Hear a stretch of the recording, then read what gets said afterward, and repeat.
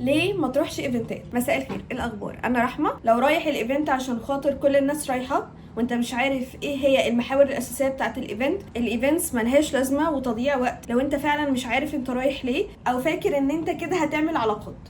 طيب عشان نبقى واضحين، مفيش حد بيروح ايفنت هو ما يعرفش حد فيه ويروح يطلب رقم حتى البابليك سبيكرز اللي هيطلعوا يتكلموا، او يطلب رقم اي حد وهيعرف يفضل يكونكت معاه بدون ما يكون عامل الخطوات الاساسيه دي الاول. ايه هي الخطوات الاساسيه الاول؟ يا اما اوريدي كان متواصل مع الناس دي قبل ما يروح الايفنت، فاوريدي هم عارفينه او عارفين ان الشخص ده مهتم بالمجال بالحاجه اللي هم بيقولوها، فهيبقوا مهتمين اكتر ان هم يشوفوه على ارض الواقع ويكون الكونكشن ديب اكتر. تاني حاجه انك تعرف تشو اب اصلا نفسك وتكون رايح انت دارس الحاجه اللي بتتقال دي علشان خاطر تعرف تسال اسئله حقيقيه تخلي الناس تركز. الشخص ده مهتم باللي انا بقوله، الشخص ده فعلا عايز يتعلم، مش جاي بيرمي اي سؤال لو بس كان سرش على جوجل كان عارفه على طول. الحاجه دي بتفرق جامد، فما تروحش بشكل عشوائي وتفتكر انك لما تسال اي سؤال والسلام انت كده بتعرف تعمل كونكشن كويس مع الناس. بالعكس بيبان ان انت ما عندكش سؤال حقيقي. تالت حاجه،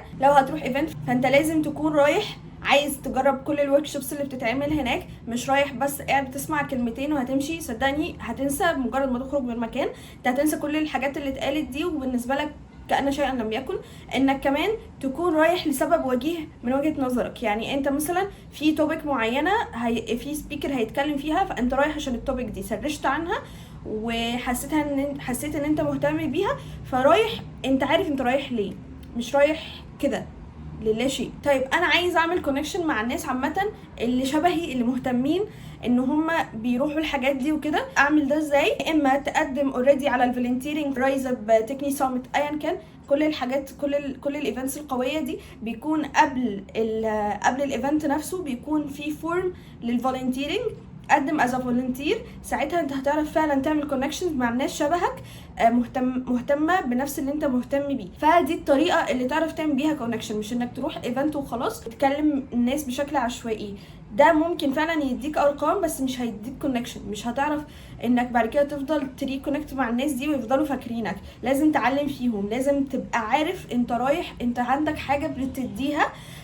وهنا مش لازم حاجه ماديه قد ما حاجه بتبين انك فاهم او مهتم او عايز تهتم او عايز تتعلم. كل الحاجات دي هي اللي بتساعدك ان الناس اصلا انت ايه اللي هيفرقك عن الالف اللي موجودين في الايفنت؟ اكيد ما حدش هيفتكر كل واحد كلمه، بس انت ممكن تروح ترمي كلمه او حاجه. خليك ذكي. لو انت مثلا في سبيكر انت بتحبه جدا وعايز تعمل معاه كونكشن وعايز تتواصل معاه بس مش عارف ازاي، اقرا. لو هو مثلا يوتيوبر او لو هو بيعمل فيديوز تكون مش دارس فيديوهاته بس لا تكون عارف حاجه في الحته دي، تقدر لما تقف معاه تقول له انا شفت الفيديو كذا من فتره وكان عندي سؤال كذا كذا كذا. هو هيفتكرك. لو هو مثلا عامل كتاب، اقرا الكتاب بتاعه وروح. وانا بقرا الكتاب في 1 2 3 انا الحته دي مثلا ما فهمتش وجهه نظرك فيها قوي، انا الحته دي مش عجباني. انتقده عادي، مش انتقاد بس اللي هو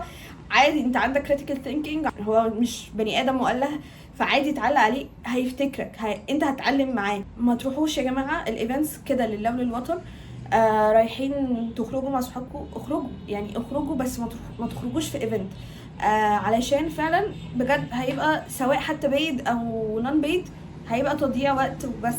مش هتعرفوا تعملوا كونكشن مع الناس، مش هتعرفوا تعملوا حاجه حقيقيه، مش هتستفادوا حاجه من الايفنت، هيبقى تضييع وقت وبس. حتى مش هتبقوا مبسوطين قوي عشان مفيش متعه كبيره قوي يعني في الايفنتس غير لو انت رايح لسبب. عشان نختصر كل اللي قلناه، يا اما انت رايح اوريدي في الفولنتيرنج فانت اوريدي خلاص انت عامل كونكشن مع الناس اللي شبهك. لو انت عايز يكون حواليك كوميونتي شبهك، ده روح في الفولنتيرنج، ادخل تطوع وعيش بقى التجربه كامله. لا انا رايح عشان في شخص معين على الستيج هيطلع يتكلم، انا عايزه اسمعه او عايزه اسمعها. ادرس الشخص ده، اعرف اساله سؤال يعلم معاه.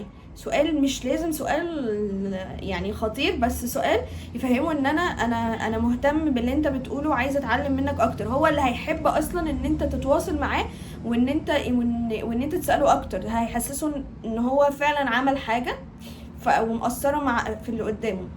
حتى لو هتعملها يعني بكدبه شويه او اللي هو هتهتم بس دلوقتي عشان خاطر انت عايز تتواصل مع الشخص ده. اخر حاجه، لو في اي ايفنت رايحين وفي ورك شوبس احضروا الورك شوبس.